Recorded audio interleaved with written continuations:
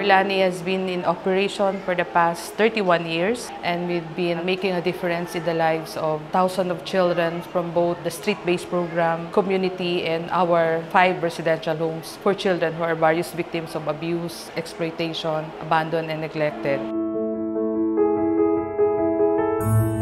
Actually, the Learning Hub is a very good tool, knowing for a fact that Verlani's advocate for education of children. We truly believe that breaking the cycle of poverty would be through education.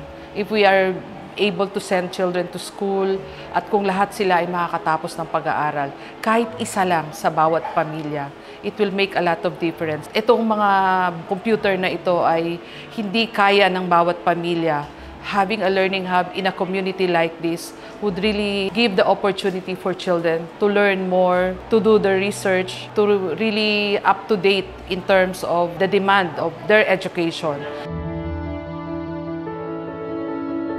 Meron po kami mga beneficiaries na talaga, meaning nakakatanggap na sila ng tulong sa Verlani pero hindi siya sa Learning Hub, walang education. Yung mga anak nila tulad na nagla-livelihood, na kung saan walang internet sa bahay, wala silang access, nag-aaral sa public, ang ginawa po natin is nagkaroon po tayo ng initial registration. Mula doon, in-screen po natin kung sino muna ang magka-qualify. So ang inuna po talaga namin na kinuha ay ang mga pamilyang nandoon sa nababahaan ng Bagong Silangan. So sa ngayon po, meron kaming 63 registered na po na posibleng gagamit na po ng Learning Hub.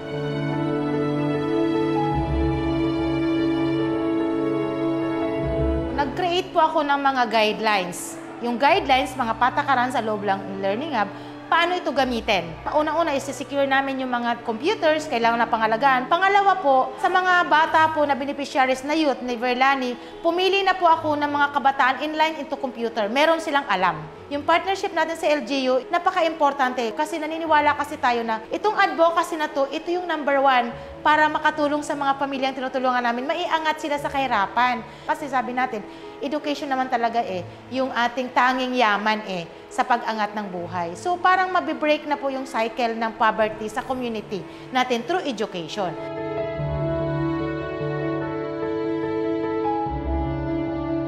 Malaking tulong po siya sa akin bilang nanay kasi unang-una po, 6 po yung anak ko. So, hindi po lahat may gadget sa amin. Sa akin po, itong Learning Hub na to is mas natutukan ng mga anak ko yung pag-aaral nila kasi dito na po sila pumupunta rather than the other computer shop po para magbayad. So, dito po, nagagawa nila yung projects nila, nakakapag-research sila, and then nakakapag-online class so sila. So, para po sa akin is, ang benefits po namin as parent is nakaka-save po kami ng pambayad nila para sa ibang computer shop po. Madali po yung para sa nanay na magkaroon ng ganitong hub.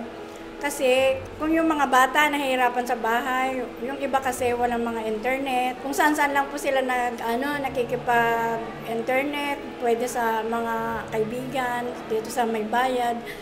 At minsan po nahihirapan talaga yung bata pag wala po talaga yung ganitong yung free na learning hub.